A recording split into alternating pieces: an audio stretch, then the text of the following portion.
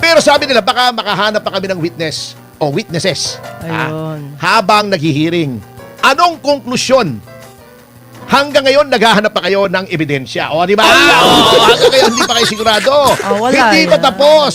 Number 2, yung sinasabi ni De Lima, yung magandang babae. Opo. Oo, ha?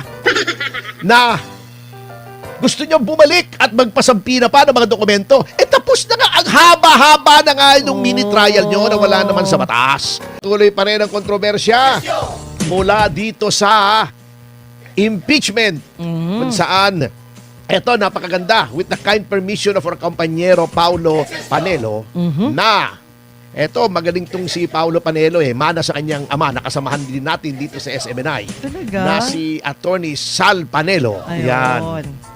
Siya ay nag-guest sa isang podcast ng Daily Tribune.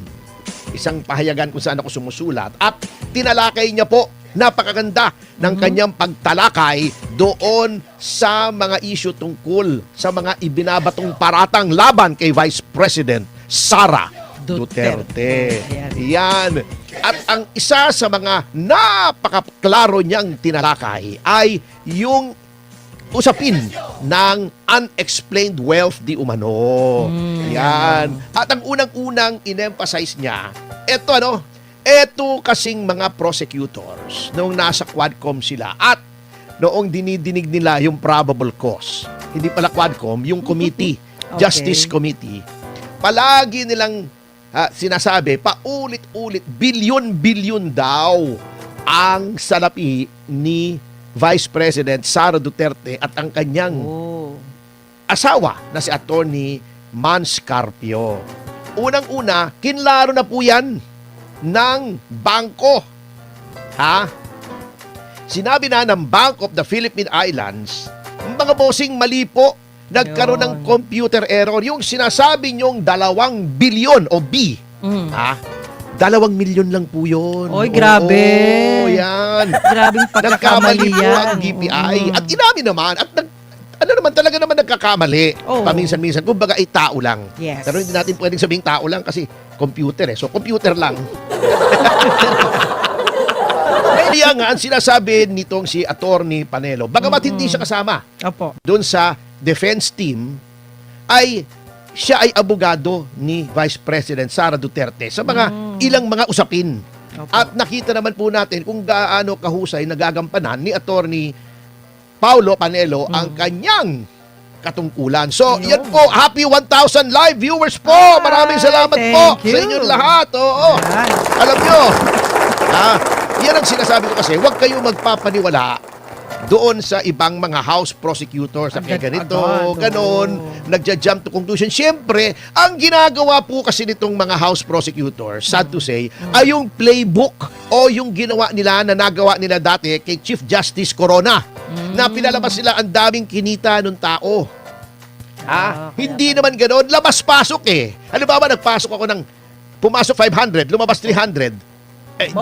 Bawas na. Kung 500 ang pumasok, pero 200 unti-unti. na lang. Oo, kung 500 ang pumasok, unti-unti. Ang nilabas ko, 6 na 100,000. Di, negative 100 pa yung cash flow ko, di ba?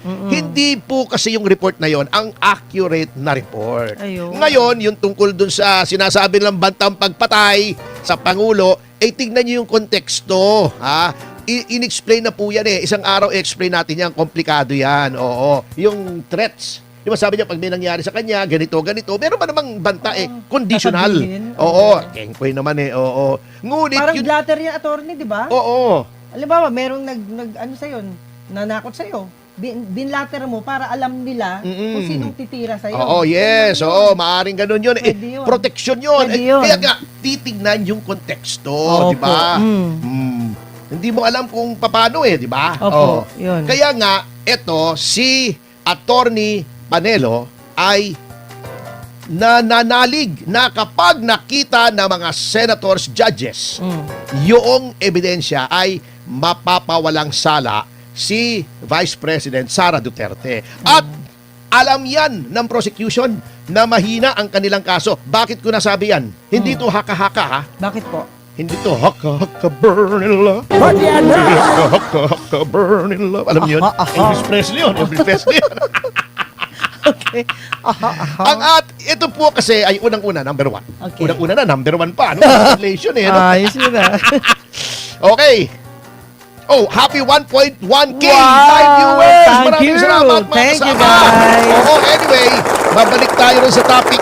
Bakit? Unang-una, humingi sila ng karapatan Opo. o privilege na magbigay ng mga surprise witnesses. Oh. Ibig sabihin, ang surprise witnesses to na hindi nakatala doon sa pre-trial brief nila. Kasi ang pre-trial, sasabihin mo, sino-sino bang witnesses mo? That is to prevent surprise doon sa other party. Pero sabi nila, baka makahanap pa kami ng witness o witnesses Ayun. habang naghihiring. Anong konklusyon? Hanggang ngayon, naghahanap pa kayo ng ebidensya. O, di ba? Hanggang ngayon, hindi pa kayo sigurado. Wala Hindi yan. pa tapos. O, number 2, yung sinasabi ni Delima, yung magandang babae. Opo. Oo, ha? Na gusto nyo bumalik at magpasampi na pa ng mga dokumento. Tapos na nga. Ang haba-haba na nga yung mini trial nyo na wala naman sa batas. Ngayon, babalik ka. Magpapasampi na ka na naman. Tapos na po. Ha? Madam Delima, kahit itanong nyo pa kay Jonel, tapos na yung oras para kayo ay magsampi na. Final nyo na eh. Ngayon pa ba kayo magsasampi na? Ano ba naman yan? Wala nang katapusan yan. Kung gusto nyo, iurong nyo, magpa-impeach ulit kayo. Hindi nyo naman kaya. Kasi panibagong diskartihan na naman yan. Panibagong maleta na naman yan, ha? Di ba? Ayaw na ayaw niya. It's now or never dito eh. Bukod sa wala na kayong oras, magti 2028 na. Opo. Wala na, ubos na. Yung pang-diskarte, ha? Kung alam nyo, ibig naming sabihin. Opo. Okay. Iyon ang mga indikasyon. Ha, na talagang wala na sa hulog yung gustong mangyari ng mga prosecutors. Bukod sa wala rin sa hulog ang pagmumukha ng iba sa kanila. Ano ba yan? Mukhang nahulog nga eh. Allah. Ha? Mukhang nahulog Ay, siya. at nauna yung mukha ng iba. Hindi ko nasasabihin, hindi ko sinasabing sinuwistro ha. Wala akong sinasabing gano'n ha. Wala. Hindi ko sinasabing si Kapunan ha. Wala akong sinasabing yun ha. Kayo ha. Hindi ko sinasabing si Dilima ha. Wala akong sinasabing si Dilima yun ha. Baka magalit na naman kayo sa akin. Yun ang problema. Mahina ang ebidensya. Kaya, Manang Juvie, alam mo kung anong pinipilit nilang gawin. Ano po?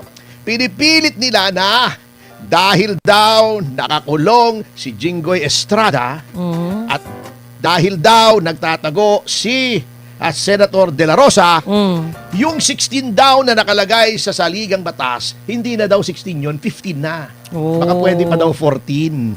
Yung Grabe. 2/3. Yan ang dinidiskarte nila at yan ang bine-brainwash nila ang mga taong bayan sa pamamagitan ng mga propagandist nila na mga abogado daw pero bias naman, pinipilipit mga barkada yan ni paring Ben Dalo, na pinipilipit yung nakalagay sa ating saligang batas para masunod yung kanilang kagustuhan sapagkat alam nila na mahihirapan sila sa pagkuha ng 16 votes. Hindi lamang dahil popular si Vice President Sara Duterte, kundi dahil napakanipis ng ebidensya.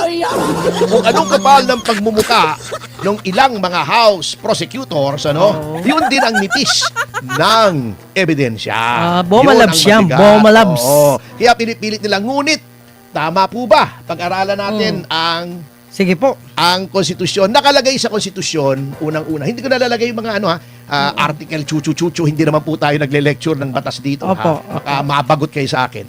Unang-una, anong nakalagay sa konstitusyon?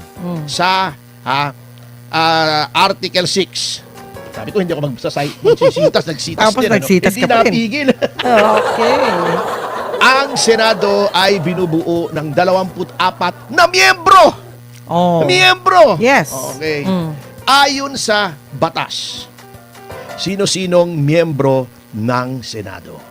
Yung 12 na na-elect 3 years ago, di ba? Kasi 6 years ang term. Opo. Pinakamaraming boto, pinakamaraming boto at dideklara ng COMELEC, members yun. So 12. Yes. After 3 years, meron na namang ihahalal na 12.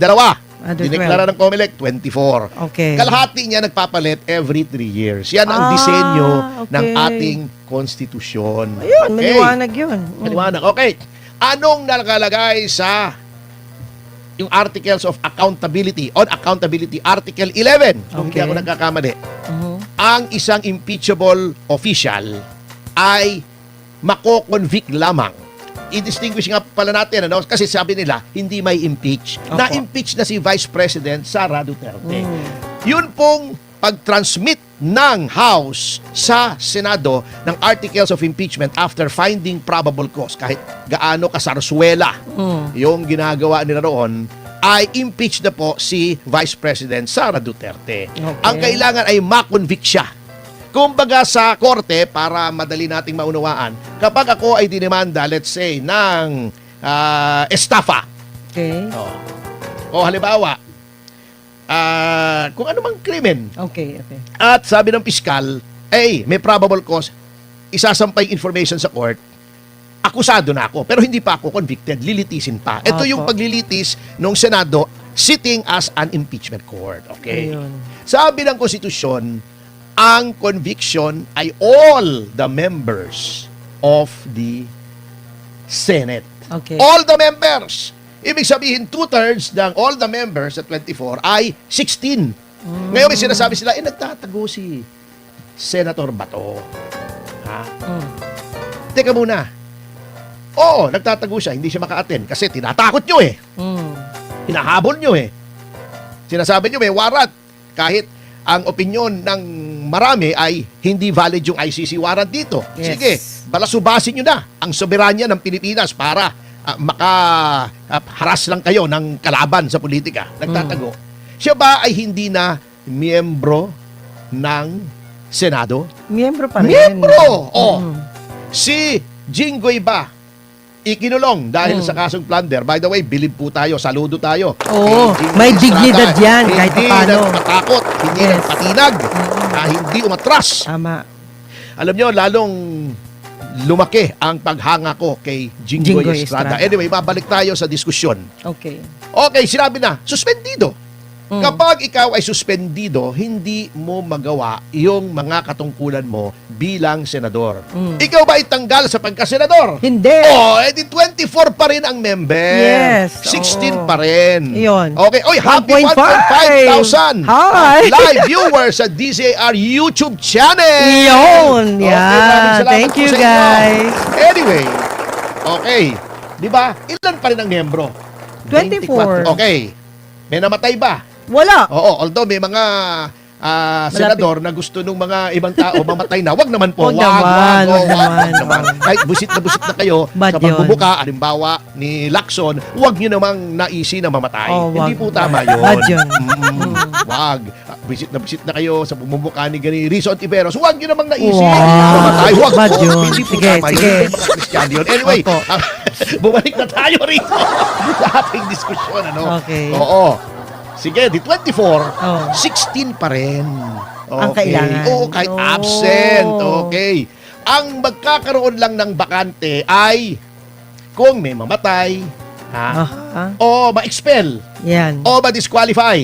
Yan. Pero malabong mangyari, halimbawa si Senator Jinggoy, kung siya ay mahahatulan by final judgment, pinal Oh. ng plunder, Mm. ang isa sa mga parusa roon, auxiliary penalties, ay disqualification, permanent absolute disqualification from holding public office. Ay, la. Pero, kailan po mangyayari yon? Next election. Hindi pa. Hindi pa. Ay, hindi pa. Kailangan ma-convict muna siya ng final judgment. Ano? Oh. Pagkatapos niyang ma-convict sa Sandigan Bayan, iaapila sa Supreme Court. So, Ah, hindi pa may final. apila pa. So, Oh. wala pa rin siya disqualification. Wala pa rin. Kapag nagdesisyon na ang Korte Suprema na siya ay guilty, Opo. doon lamang papasok yung permanent absolute disqualification. Oh. Kailan mangyayari yun? Matagal pa po yun. Marami Because of pang due chance. process. Oh. Si Bato, Mm. sabihin na natin, hindi pumapasok. Kahit sinasabi ni paring Bendalo, si Erwin, na no work, no pay, walang bayad. Pero, miyembro pa rin ng Ng Senado. Senado. Ayun. Hindi pa rin natatanggal kahit hindi bayad. Opo. O, di ba? Parang tayo. Buhay pa. Broadcaster tayo rito. Wala tayong bayad. Pero broadcaster pa rin tayo. Di ba? Yo! Hindi matatanggal yung ating Posisyon. yung ating posisyon. Yun. Ganun po yun. Yan. Ngayon, kung sasabihin yung fugitive, etc., chuchu-chuchu, dapat i-expel nyo muna. At ang I-convict makakapag-expel, muna. hindi, other than conviction. Okay. Gusto nyo i-expel. Aha. Yung Committee on Ethics ang maghihiring kung may ground for expulsion. Oh. Ire-report noong Committee on Ethics sa plenary Opo. ng Senado at yung majority pa rin ng Senado ang mag-expel. Proseso pa rin yan. So sa ngayon, ilan ang miyembro ng Senado? 24 pa rin.